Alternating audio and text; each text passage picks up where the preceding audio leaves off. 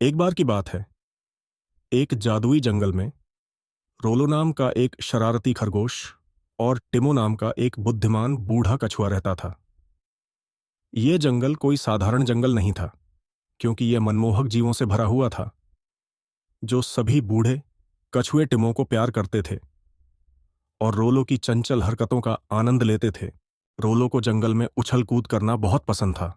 वह अपने दोस्तों के सामने अपनी गति और चपलता का बखान करता था। वह दावा करता था, मैं पूरे जंगल में सबसे तेज प्राणी हूं, कोई भी मुझे पकड़ नहीं सकता। वह बहुत डींग हाँकने वाला था, लेकिन जंगल के जानवरों को इससे कोई फर्क नहीं पड़ता था, क्योंकि वे जानते थे कि रोलो का कोई बुरा इरादा नहीं था। एक धूप वाली सुबह रोलो हमेशा की तरह दिखावा कर रहा था, जब टिमो धीरे धीरे उसके पास आया।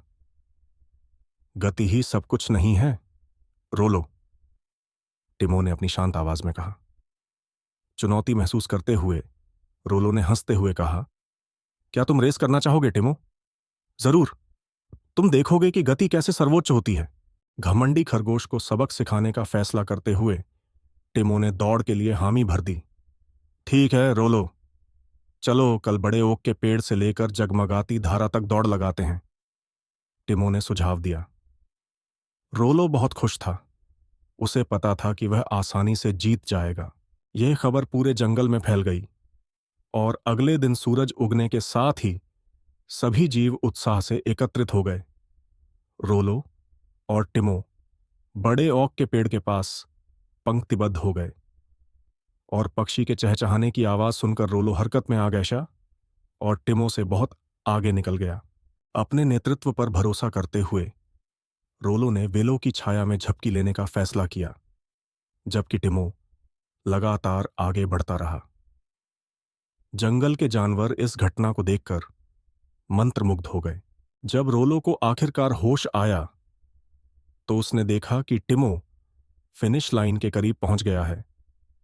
घबराकर रोलो धारा की ओर भागा, लेकिन तब तक बहुत देर हो चुकी थी। टिमो ने समय रहते फिनिश लाइन पार कर ली थी और भीड़ ने उसका स्वागत किया।